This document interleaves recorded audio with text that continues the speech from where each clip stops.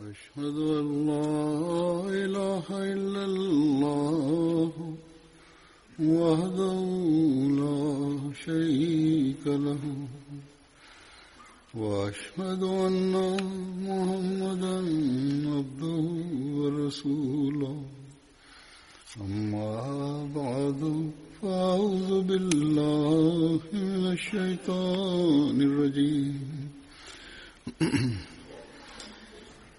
بسم الله الرحمن الرحيم الحمد لله رب العالمين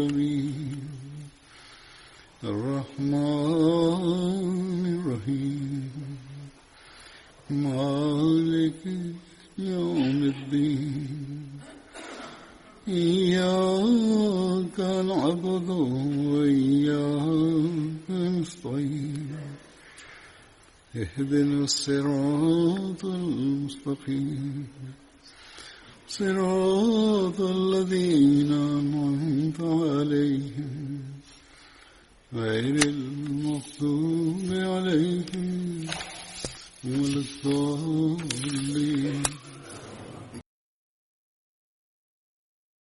Bismillahirrahmanirrahim. Halifa mtukufu ayyadahullahu ta'ala bin Asl Aziz anasema kwamba kuhusiana na mada niliyokuwa naendelea kueleza kuhusu maswahaba mtume sallallahu alaihi wasallam walioshiriki pamoja naye katika mapigano ya Badr, nitaendelea na mada hii.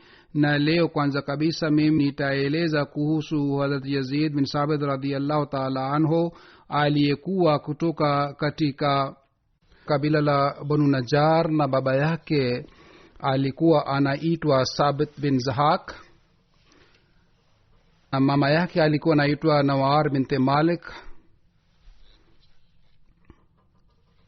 Na Hazrat Yazid alikuwa kaka wa Hazrat Zaid bin Sabit radhiyallahu ta'ala anhu.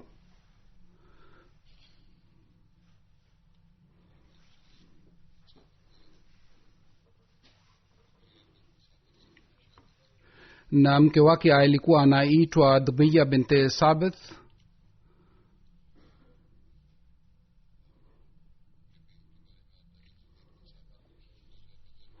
Hazrat Yazid bin Sabit aliwahi kushiriki katika Badr na Uhud.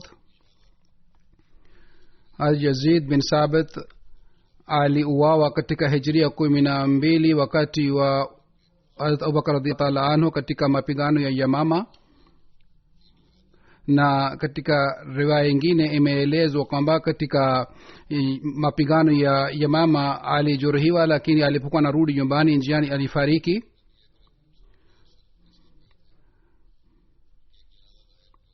Yazid bin Sabit anasema kwamba siku moja watu kadhaa walikuwa wamekaa pamoja na Mtume Muhammad sallallahu alaihi wasallam, na karibu nao maiti moja ilipita, jeneza moja ilipita, na Mtume sallallahu akasimama na maswahaba pia wakasimama kwa kuheshimu jeneza ile.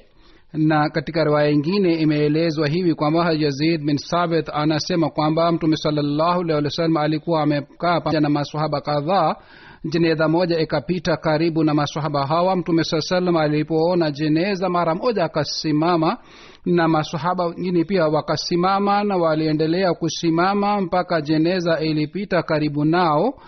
Yazid anasema kwamba wallahi mimi sioni kwamba Mtume sallallahu alaihi wasallam alisimama kwa sababu ya madhara yoyote, kwa shida yoyote, bali Mtume sallallahu alaihi wasallam alisimama kwa kuheshimu jeneza ya yule mtu aliye Myahudi.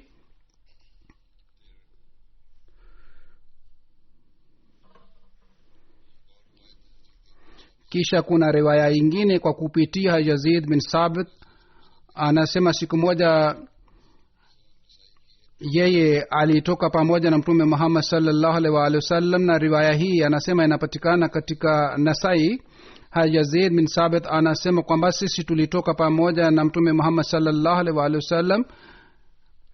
Aliona kaburi moja lakini huzur anasema kwamba tukio hili sio tukio lile lililoeleza sasa hivi, bali tukio hili ni tofauti. Anasema sisi tulitoka pamoja na mtume sallallahu alaihi wasallam. Mara mtume sallam akaona kaburi moja, akasema kwamba hii ni nini, na watu wakasema kwamba kaburi hii kaburi la mtumwa wa kabila fulani. Mtume sallallahu alaihi wasallam akamtambua, na maswahaba wakasema huyu mwanamke alifariki mchana na wakati ule ulikuwa unapumzika, na sisi hatukutaka kukuudhi na kukusumbua, kwa hiyo sisi hatukufahamisha.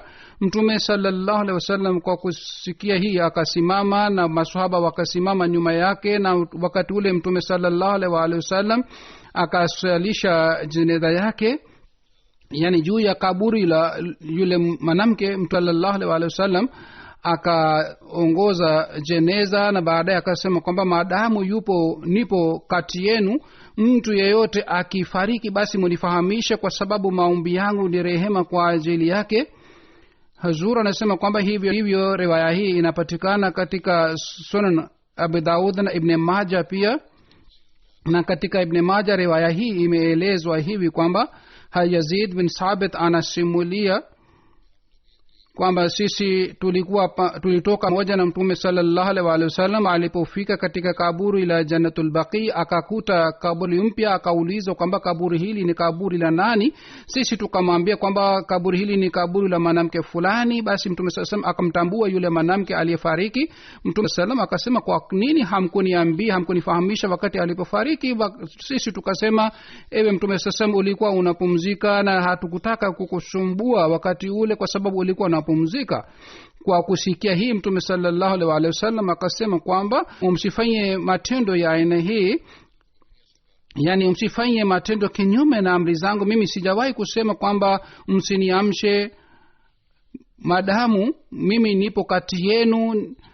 Mtu yeyote akifariki basi munifahamishe, kwa sababu maombi yangu ni rehema kwa ajili yake. Kisha baadaye mtume sallallahu alaihi wasallam akaja karibu na kaburi lake, na sisi tukasimama nyuma yake, na mtume sallallahu alaihi wasallam akaswalisha jeneza yake na akasema takbira 4. Katika Sahih Bukhari riwaya imeelezwa hii na hivi, na riwaya hii imeelezwa kwa kupitia Hazrat Abu Huraira radhiyallahu ta'ala anhu, na riwaya hii pia ni kuhusu jeneza ya yule mwanamke. Katika riwaya hii imeelezwa yule mwanamke alikuwa akifagia katika msikiti wa mtume sallallahu alaihi wasallam, yeye akafariki. Mtume sallallahu alaihi wasallam alipokosa yeye haji msikitini siku kadhaa, basi akawauliza maswahaba kwamba huyu mwanamke yuko wapi? Watu kwamba huyu mwanamke ameshafariki. Mtume sallallahu alaihi wasallam akasema kwamba kwa nini hamkunifahamisha, basi muniambie kaburi lake liko wapi? Kwa hiyo mtume sasa akaenda katika karibu na kaburi lake na akaswalisha jeneza yake, akaongoza jeneza yake. Katika Injazul Haja ambayo ni tafsiri ya Ibn Majah, mfasiri anasema kwamba huyu mwanamke alikuwa meusi na jina lake lilikuwa Ibn Mahjan binti Mahjan, na alikuwa sahaba wa mtume Muhammad sallallahu alaihi wasallam. Na sahaba mwingine ni Hazrat Muawiz bin Amr bin Jumu, na alikuwa kutoka katika familia ya Banu Jusham. Baba yake alikuwa anaitwa Amr bin Jumu na mama yake alikuwa anaitwa Hind binti Amr. Hazrat Muawiz pamoja na ndugu yake Maaz na Zallad alishiriki katika Badr na vile vile katika Uhud pia.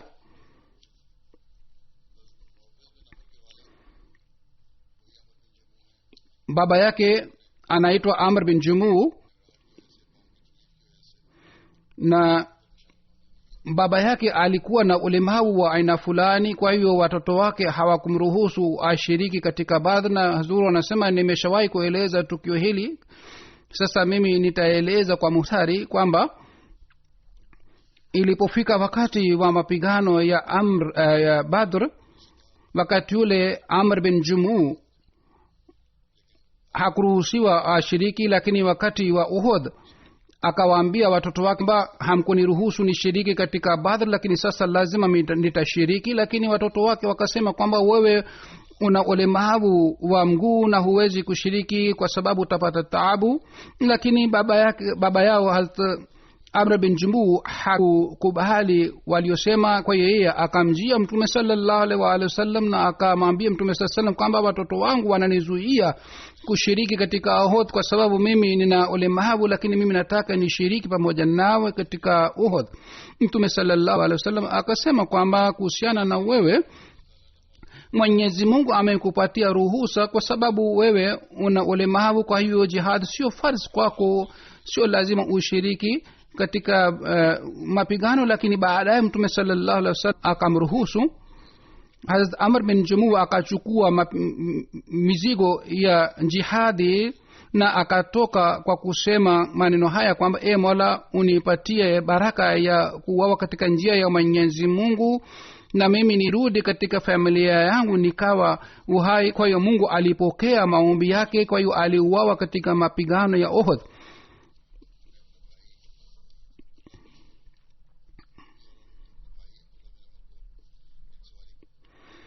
Yeye alipouawa, basi mke wake Hind binti Amr alizika yeye na ndugu yake Abdullah bin Amr katika kaburi moja. Mtume sallallahu alaihi wasallam akasema, wallahi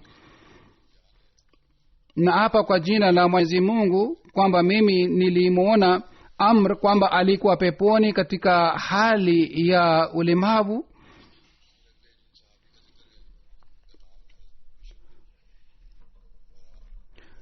Na sahaba mwingine ambaye nitaeleza kuhusu maisha yake ni Hadhrat Bishr bin Bara, na alikuwa kutoka katika familia ya Banu Ubayd, na katika riwaya nyingine imeelezwa alikuwa katika familia ya Banu Salama. Kwa hiyo riwaya zote mbili zinapatikana.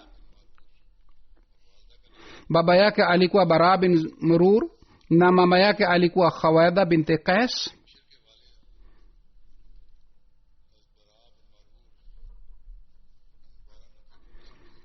baba yake Bara bin Murur alikuwa miongoni mwa wale viongozi ambao walikuwa viongozi wa Banu Salama, yani viongozi 12 waliteuliwa na alikuwa mmoja wao.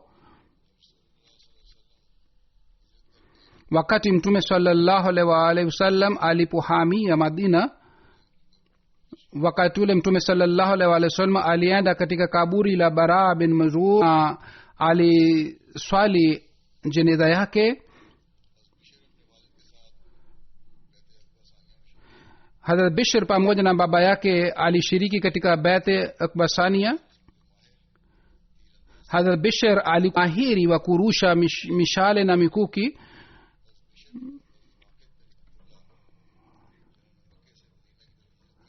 Wakati Hazrat Bishr alipohamia Madina, mtume sallallahu alaihi wasallam alifanya ndugu katika Bishr na Waqid. Hazrat Bishr alishiriki katika Badr, Uhud, Khandak, Hudaybiyah na Khandak. Alishiriki katika mapigano haya yote pamoja na mtume Muhammad sallallahu alaihi wasallam.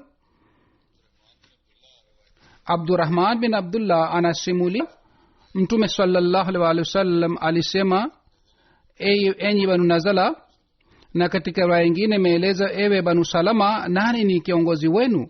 Wakasema, Jad bin Qais ni kiongozi wetu. Mtume sallallahu alaihi wasallam akasema, kwa nini yeye ameteuliwa kuwa kiongozi? Wakasema kwamba huyu ni mtajiri sana, ndio maana kwa sababu ya hii sisi tumemfanya kuwa kiongozi wetu. Lakini pamoja na hayo wakasema,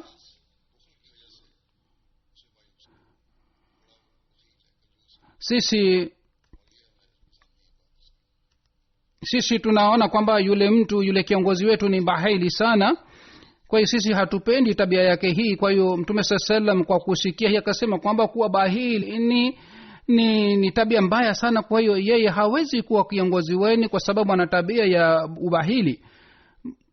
Kwa hiyo wakasema, ewe mtume sallallahu alaihi wasallam, katika hali kiongozi wetu ni nani? Mtume sallallahu alaihi wasallam akasema kwamba Bishr bin Bara sasa ni kiongozi wenu. Yani huyu sahaba ambaye naeleza kuhusu maisha yake alisema kwamba huyu bwana Bishr bin Bara ni kiongozi wenu. Katika riwaya nyingine imeelezwa kwamba kiongozi wenu ni yule ambaye ana rangi nyeupe na jina lake ni Bishr bin Bara.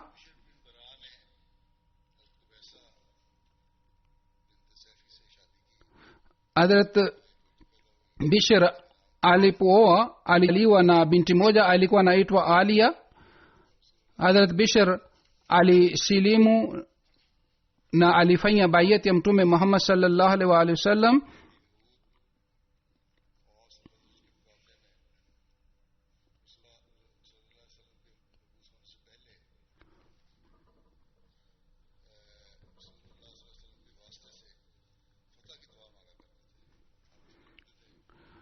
Hazrat Bishr anasema kwamba kabla ya kuzaliwa kwa mtume Muhammad sallallahu alaihi wasallam, kabila la Aus na Khazraj walikuwa wakiomba dua ya ushindi kwa kupitia bishara ya kuja kwa mtume Muhammad sallallahu alaihi wasallam.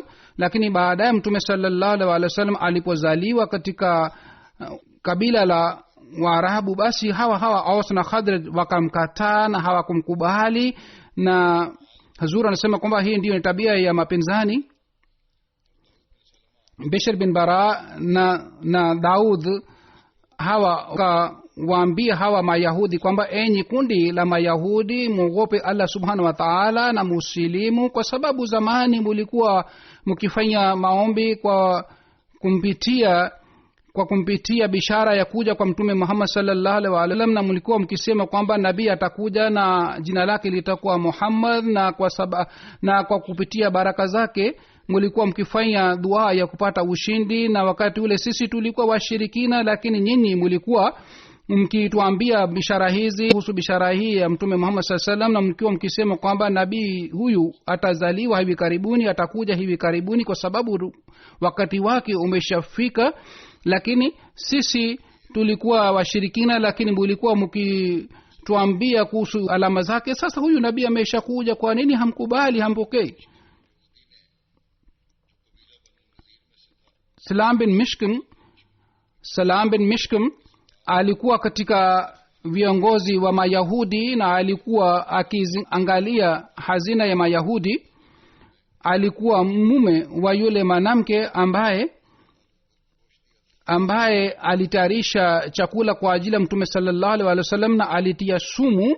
Kwa hiyo huyu bana akasema kwamba huyu nabii hakuja na bishara ambayo hakuja sawa na bishara ambayo sisi tunajua, wala huyu sio yule nabii ambaye kuhusu kwake tuliwaambieni. Yani huyu nabii amekuja kinyume na alama tulizokuwa tunasubiri. Wakati huyu aliposema hii, Mwenyezi Mungu akateremsha aya hii, walamma jaahum kitabu min indillahi musaddiqul lima ma'ahum wa kanu min qablu yastaftihuna ala allazina kafaru falamma jaahum arafu kafaru bihi wa la'natullahi ala kafirina. ولما جاءهم كتاب من عند الله مصدق لما معهم وكانوا من قبل يستفتحون على الذين كفروا فلما جاءهم ما عرفوا كفروا به ولعنة الله على الكافرين. Yani Mungu akateremsha aya hii, maana yake ni kwamba wakati walipoletewa kitabu kutoka kwa Mwenyezi Mungu na waliletewa kitabu ambacho kilikuwa kinasadikisha vitabu vilivyokuwa kabla yake, na hawa watu walikuwa wakimwomba msaada kutoka kwa Mwenyezi Mungu. Lakini baadaye huyu nabii alipokuja ambaye walimtambua, lakini baada ya kumtambua wakamkataa, basi laana ya Mwenyezi Mungu ishuke juu ya makafiri. Hazrat Zubair bin Awam anasimulia kwamba wakati hali ya mapigano ya Uhud ilipobadilika, wakati ule nilijikuta nipo karibu na mtume sallallahu alaihi wasallam wakati wa mapigano ya Uhud, wakati tulikuwa tunakosa utulivu na sisi tulianza kujihisi kwamba tumepata usingizi, na sisi kwa sababu ya kuwa na usingizi tulikosa umakini na ufahamu na nilikuwa nikijihisi kwamba nasikia sauti ya muattam na yeye alikuwa anasema kwamba ikiwa tungepewa nafasi ya uamuzi basi sisi tusinge uwawa hapa. na mutam alikuwa sahaba aliyeshiriki katika badr na uhud na muatta.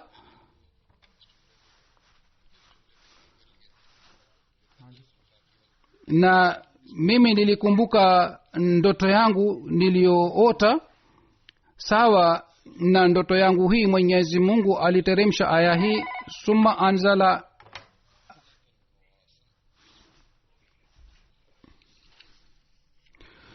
yani Huzur amesoma aya na tafsiri yake ni hii kwamba wakati Mwenyezi Mungu alipoteremsha juu yao usingizi kwa ajili ya kuleta utulivu juu yao, na wakati ule kundi moja lilikuwa linashinda. Sababu ya hali ile masahaba walikuwa na wasiwasi. Wakati ule masahaba walikuwa wanauliza maswali. Wakati ule Mwenyezi Mungu anasema kwamba Mwenyezi Mungu ni mwenye kuamua vizuri. Saba moja anasema kwamba katika siku ya mapigano ya Uhud mimi pamoja na wenzangu 14 nilikuwa pamoja na Mtume Muhammad sallallahu alaihi wa alihi wasallam, na wakati ule tulikuwa tunasikia usingizi, na usingizi ule ulikuja kwa ajili ya kuleta utulivu, yani kwa sababu ya usingizi ule tulikuwa tunapata utulivu. Hakuna hata mmoja ambaye alikuwa amelala kabisa, bali tulikuwa tunapata usingizi wa juu juu ili tupate utulivu. Anasema katika hali mimi nikaona kwamba Bishr bin Bara bin Marur katika mkono wake upanga ulianguka, lakini sisi hatukuhisi kwamba upanga umeanguka, ilhali mashirikina walikuwa wanatushambulia. Huzur anasema kwamba huenda alifikiria kwamba upanga umeanguka kwa sababu alikuwa na usingizi, lakini labda upanga ulikuwa haukuanguka. Huzur anasema kwamba neno hili nuas lililotumika katika aya hii, halifa mtukufu wa 4 ameeleza tafsiri yake vizuri.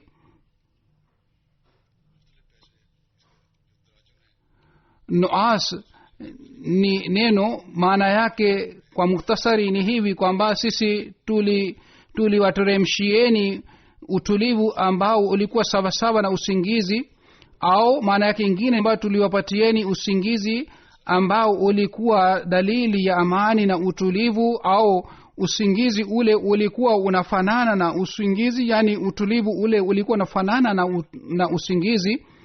Na wakati mtu anapopata kidogo usingizi, na hali hii inaitwa nuas, na hali hii inakuwa katikati ya usingi kali na vile katika hali ya usingizi na hali ambayo inakuwa wakati mtu anakuwa na macho, yani halali kabisa, bali anapata usingizi kidogo.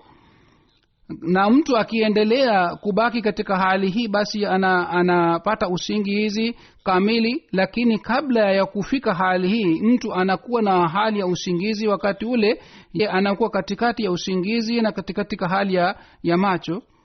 Na katika hali hii baadhi wakati mtu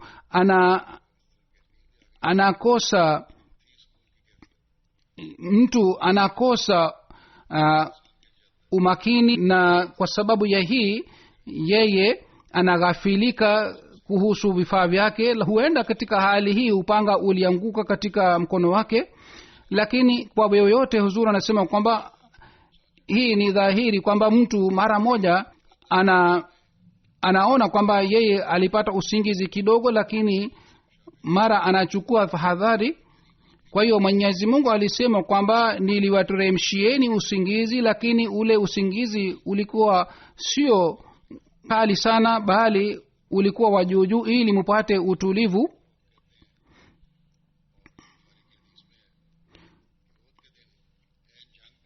Katika riwaya ya Bukhari imeelezwa kwamba katika Uhud tulipata usingizi, na katika hali hii tulikuwa katika hali hii kwa baadhi wakati upanga ulikuwa unaanguka katika mikono yetu na tulikuwa tunashika tena baadaye kwa sababu ya kupata utulivu, lakini usingizi ulikuwa kama ni utulivu kwa ajili yetu, lakini kwa sababu ya usingizi huu hatukughafilika, bali tulikuwa tunajua tunafanya nini. Hatukupata usingizi kwa muda mrefu, bali hali hii ilikuwa kwa ajili ya muda mfupi. Katika Tirmidhi kwa kupitia Abu Talha riwaya imeelezwa kwamba siku ya Uhud niliwaona wote walikuwa wanapata usingizi, na kwa sababu walipata usingizi huu kwa sababu walikuwa wanakesha usiku, na kwa sababu ya kukesha walipata usingizi huu, na kila mmoja nilishuhudia kwamba alikuwa katika hali hii ya usingizi. Na hali hii inapatikana baadhi wakati mtu anapochoka sana anapata usingizi wa hali ya aina.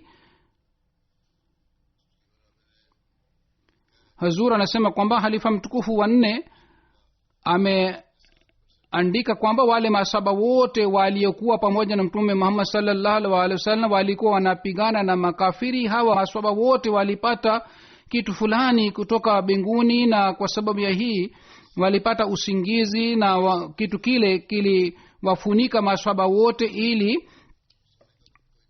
ili wapate nguvu zaidi, na kwa sababu ya hii waweze kupigana na makafiri vizuri. Hazur anasema kwamba kwa yoyote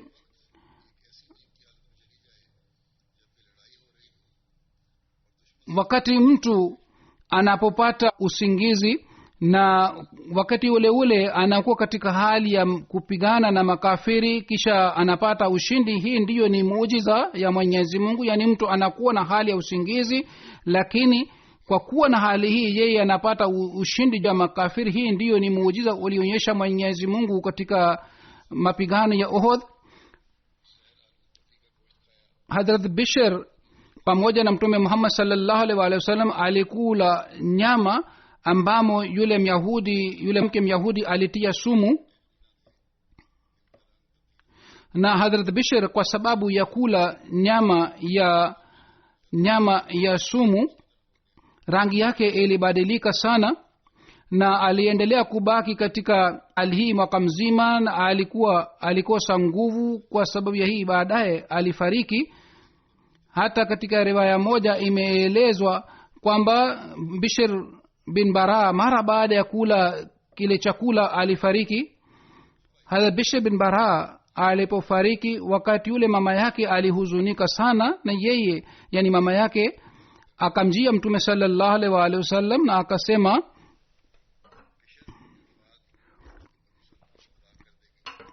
Mtume sallallahu alaihi wasallam, kwa sababu ya kifo cha Bishr Banu Salama watapata hasara kubwa sana. Je, huko peponi wafu wanaweza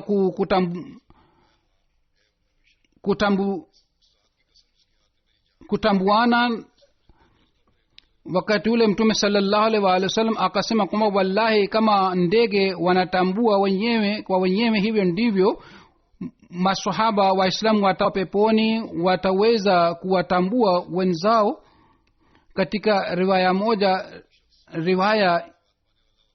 riwaya ingine imeelezwa hivi kwamba mtu yeyote alipokuwa akifariki baada ya kifo cha Bishr bin Bara, alikuwa akiwajia familia ya marehemu, alikuwa akisema kwamba umsalimie Bishr. Yani mtu yeyote alipokuwa karibu kufa, mama wa Bishr alikuwa akimjia na alikuwa akimwambia kwamba ukiaga dunia basi umsalimie mtoto wangu Bishr bin Bara, yani ukikutana naye uko peponi basi umsalimie kutoka kwangu.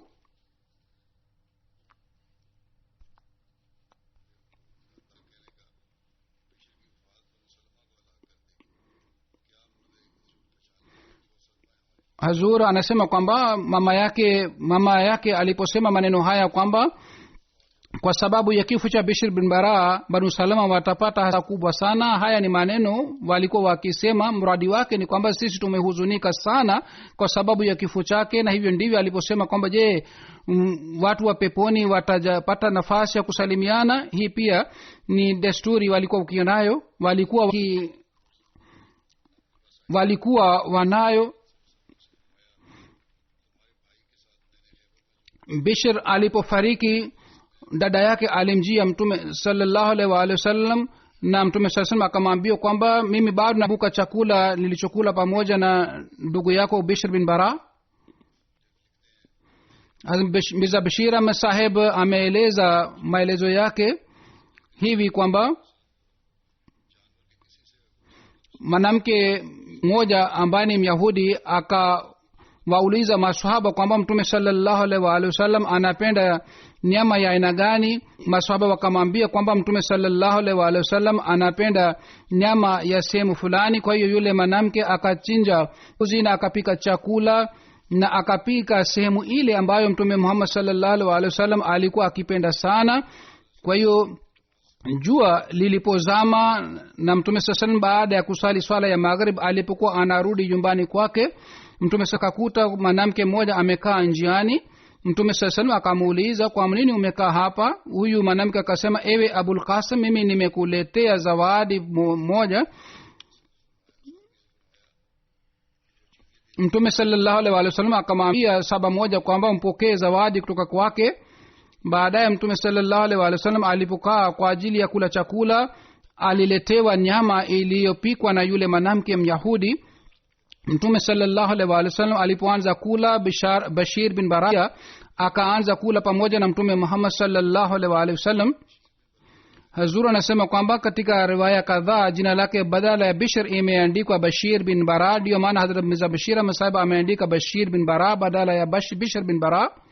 Kwa hiyo mtume sallallahu alaihi wasallam alipokuwa karibu kula nyama iliyopikwa na yule Myahudi, Mwenyezi Mungu akamfunulia kwamba usile nyama kwa sababu sumu imetiliwa ndani yake. Hazur anasema kwamba sio maana mtume sallallahu alaihi wasallam alipata ufunuo, bali mtume sallallahu alaihi wasallam alipoonja kidogo nyama akasema kwamba kwa sababu ya kuonja nyama nilijua kwamba, niligundua kwamba ndani yake sumu imetiliwa.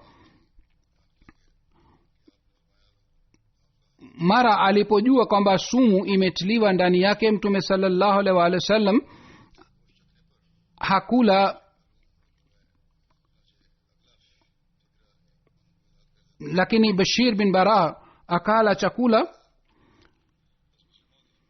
Hazrat Muslim Maud radhiyallahu ta'ala anhu katika tafsiri yake, katika tafsiri ya tukio hili, Hazrat Muslim Maud radhiyallahu ta'ala anhu anasema kwamba katika aya ya Qur'ani tukufu Mwenyezi Mungu amesema kuhusu Musa alayhi salatu wasalam kwamba ukuta ulikuwa karibu kuanguka. Hii ndiyo ni maana yake kwamba mtume sallallahu alaihi wasallam alipoonja tu kidogo akaigundua kwamba ndani yake sumu imetiliwa. Kwa hiyo mtume sasema aliposema kwamba sumu imetiliwa ndani yake, Hazrat Bishr bin Bara anasema kwamba mimi pia nimegundua kwamba sumu ndani yake, na anasema kwamba Bishr bin Bara anasema mimi pia niligundua kwamba sumu imetiliwa ndani yake.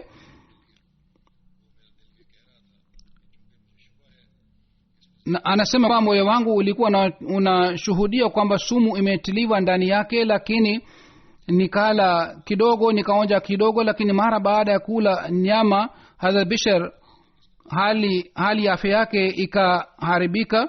Na katika riwaya moja imeelezwa alifariki pale pale, lakini katika riwaya nyingine imeelezwa kwamba baada ya mwaka moja alifariki.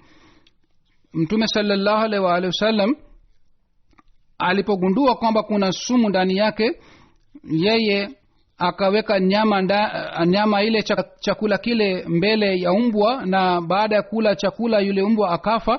Kwa hiyo mtume sallallahu alaihi wasallam akamuita yule Myahudi na yule mwanamke Myahudi aliyepika chakula, na akamuuliza, je, wewe ulitia sumu ndani yake? Yule mwanamke akasema, nani ameambia kwamba mimi nimetia sumu ndani yake?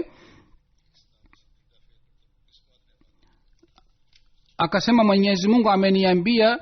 Na mtume sallallahu alaihi wa alihi wasallam akamuuliza, kwa nini umefanya hivi, kwa nini umetia sumu katika chakula hiki? Mwanamke akasema kwamba wakati fulani watu wako walipigana na watu wangu, na wakati ule mimi nilinuia kwamba mimi nitatia sumu katika chakula chako, na ikiwa wewe kweli kweli ni nabii wa Mwenyezi Mungu utajua mara moja kwamba mimi nimetia sumu ndani ya chakula chako.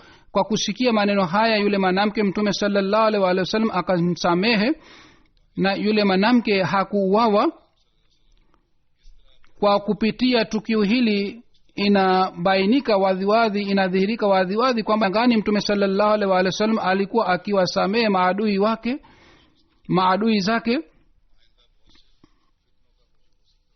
Na mtume sallallahu alaihi wasallam alikuwa hachukui kisasi kwa kila mdui, alikuwa akisamehe.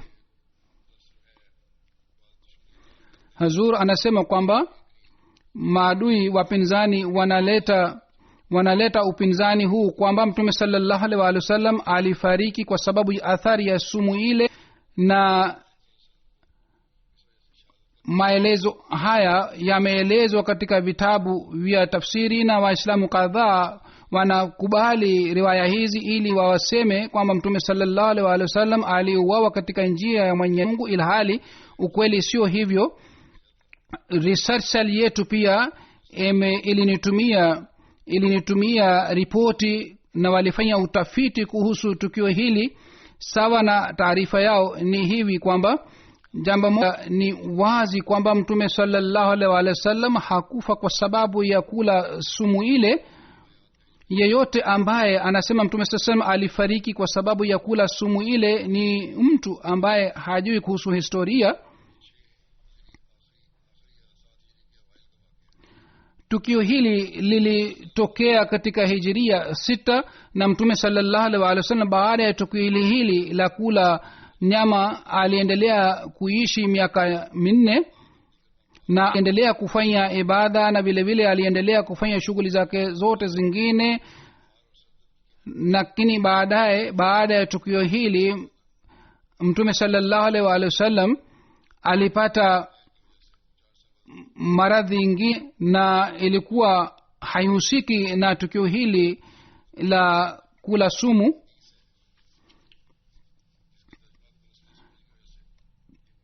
Na watu wengine ambao wanachukua maana hii kwamba mtume sallallahu alaihi wasallam alifariki kwa sababu ya kula sumu, wao wanachukua maana kutoka katika hadithi moja inayopatikana ndani ya Bukhari, na wao hawakuelewa maana yake vizuri. Na hadithi ile ni kwamba Hazrat Aisha radhiallahu ta'ala anha anasimulia kwamba mtume sallallahu alaihi wasallam aliwahi kusema kwamba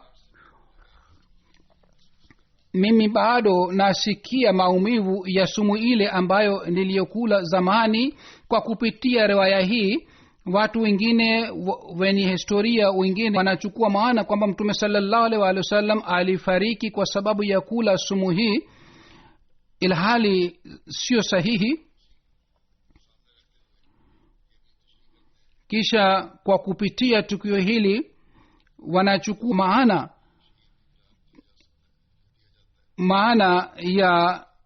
maana ya tukio hili kwamba mtume sallallahu alaihi wasallam alikuwa shahidi, yani aliuawa katika njia ya Mwenyezi Mungu, ilhali historia inakataa kitu hii.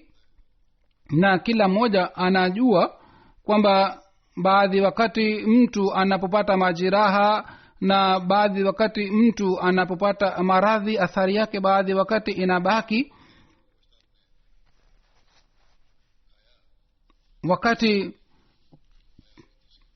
mtume sallallahu alaihi wasallam alipoonja kidogo chakula hiki au nyama hii yenye sumu, mtume sallallahu alaihi wasallam hakumeza, hata kama alikuwa amemeza nyama ile ambamo ndani yake ilikuwa sumu. Lakini baadaye mtume sallallahu alaihi wasallam aliendelea kufanya shughuli zake zote bila kuwa na tabu yoyote. Jambo hili linathibitisha kwamba mtume sallallahu alaihi wasallam hakufariki kwa sababu ya tukio hili. Lakini Hazur anasema baadhi wakati mtu kwa sababu ya maradhi ya aina mbalimbali mtu anapata athari, na mtume sallallahu alaihi wa alihi wasallam kwa sababu kula nyama hii alipata majiraha fulani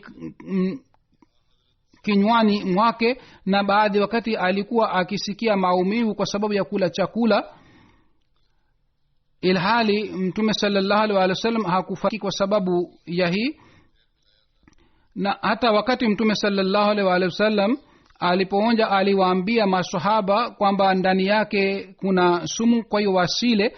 Na mtume sasa alipomuuliza yule myahudi, yule mke myahudi kwamba kwa nini umefanya hivi, yeye alisema nimefanya hivi ili nijue ikiwa wewe ni nabii wa Mwenyezi Mungu hutakula na hutakufa kwa sababu ya kula nyama hii. Ndio maana mtume sallallahu alaihi wasallam hakula wala hakupata athari yake. Ikiwa mtume sallallahu alaihi wasallam alifariki kwa sababu ya kula nyama ile, basi katika hali wale mayahudi ni sahihi, yule mwanamke myahudi ni sahihi, kwa sababu yeye alikuwa anataka kwamba je, mtume Muhammad sasa ni mkweli au sio mkweli. Hazur anasema kwamba sasa mimi nitaeleza kuhusu marehemu wawili ambao wamefariki, nitasalisha jeneza yao baadaye. Na jeneza ya kwanza ni bana Nasir Ahmad Saheb, tarehe 21 November 2019 amefariki katika umri wa miaka 69. Katika familia yake jumuiya iliingia kupitia babu yake Jamaldin Saheb. Alikuwa mwenyeji wa Malsia, kijiji kitwacho Malsia. Babu yake katika mwaka 1907 alifanya bayat kwa kupitia barua, na baadaye alikuja kushiriki jalsa salana kwa mkono wa Hadhrat Khalifa wa kwanza. Baadaye alifanya bayat tena. Marehemu aliwahi kuwa naib za Ansarullah na vile vile aliwahi kuitumikia jumuiya katika idara mbalimbali. Alikuwa mswalihaji sana, na vile vile alikuwa akiwasihi watu wa familia, ndugu zake na watu wote wa familia, alikuwa akiwakumbusha kuhusu sala. Wakati wa alfajiri alikuwa akiwaamsha watu wote wa familia. Baada ya swala ya alfajiri alikuwa akisoma Qur'an tukufu mwenyewe, na alikuwa akiwakumbusha watu wa familia wao pia wasome Qur'an tukufu bila kukosa. Alikuwa akisoma vitabu vya Sayyidina Muhammad sallallahu alaihi wasallam bila kukosa, na hivyo ndivyo alikuwa akiwakumbusha ndugu zake, watu wa familia wote kwamba wao wasome vitabu vya Sayyidina Muhammad sallallahu alaihi wasallam. Alikuwa akisikia hutuba bila kukosa kwa kupitia MTA, alikuwa akisikia hutuba, na alikuwa akihakikisha kwamba watu wote wa familia ambao wanaishi katika nyumba yake wanasikia hutuba bila kukosa. Alipata upinzani wa hali ya juu, lakini licha ya kuwa na upinzani ya aina hii alikuwa akifanya mahubiri. Watu wa familia walikuwa wakimwambia kwamba achukue tahadhari, lakini alikuwa akisema kwamba nitasema nini mbele ya Mwenyezi Mungu wakati nikiwa mbele yake kwamba sikufanya mahubiri. Marehemu alikuwa Musi, nyuma yake ameacha binti moja na watoto wa kiume watatu, na mtoto wake mmoja ni Bashiri ambaye anaitumikia jumuiya katika nchi ya Mali, na yeye kwa sababu ya kuitumikia jumuiya pale hakuweza kushiriki katika jeneza yake. Mwenyezi Mungu aiweke roho ya marehemu mahala pema huko peponi, na Mwenyezi Mungu awajalie watoto wake wao pia waendelee kushika mema yake na kuendeleza mema yake.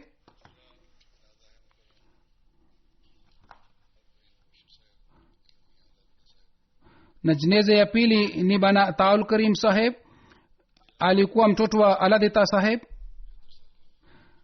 ambaye amefariki tarehe 13 wa November katika umri wa miaka 73. Inna lillahi wa inna ilaihi rajiun. Na jumuiya ilipatikana katika familia yake kwa kupitia baba yake bana Aladita, ambaye katika mwaka 1934 alifanya bayat katika mkono wa Hazrat Muslim Maud radhiyallahu ta'ala anhu, na baada ya kufanya bayat aliishi maisha ya wakfu. Alikuwa akifanya mahubiri sana, aliwaingiza watu wengi sana katika jamaat, na yeye alitumikia jumuiya kwa kuwa na roho ya kujitolea, kuwa roho ya wakfu.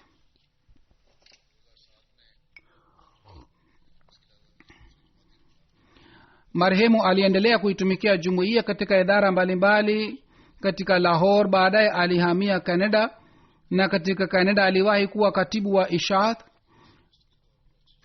Alipata maradhi, na kwa sababu hii aliweka oxygen kila wakati, na yeye alikuwa akienda misikitini katika hali hii kwa ajili ya kusali swala kwa jamaa. alikuwa ameimarika katika jamaat, na alikuwa akipenda sana uhalifa, na alikuwa mtu mwenye akili sana, na alikuwa mwenye moyo safi kabisa. watu wote wa familia yake wanasema kwamba marehemu alijenga muungano mzuri nami, na alijenga urafiki mzuri nami, na yeye marehemu hakuleta malalamiko ya aina yoyote. Marehemu alikuwa musi, ameacha nyuma yake mke na mabinti wawili na watoto wa kiume wawili. mtoto wake moja Talman Saheb ni mbashiri ambaye naib nazir katika ofisi ya Sadr Anjuman, na mtoto wake pia anayetumikia jumuiya, na mjukuu wake mmoja anasoma Jamia Ahmadiyya katika Canada, na huyu alikuwa kaka wa Abdul Karim Kutsi Saheb, mshairi katika jumuiya. Mwenyezi Mungu amrehemu sana, Mungu apandishe madaraja yake, na Mwenyezi Mungu awajalie watoto wake kwamba wao waendelee na mema yake, na Mwenyezi Mungu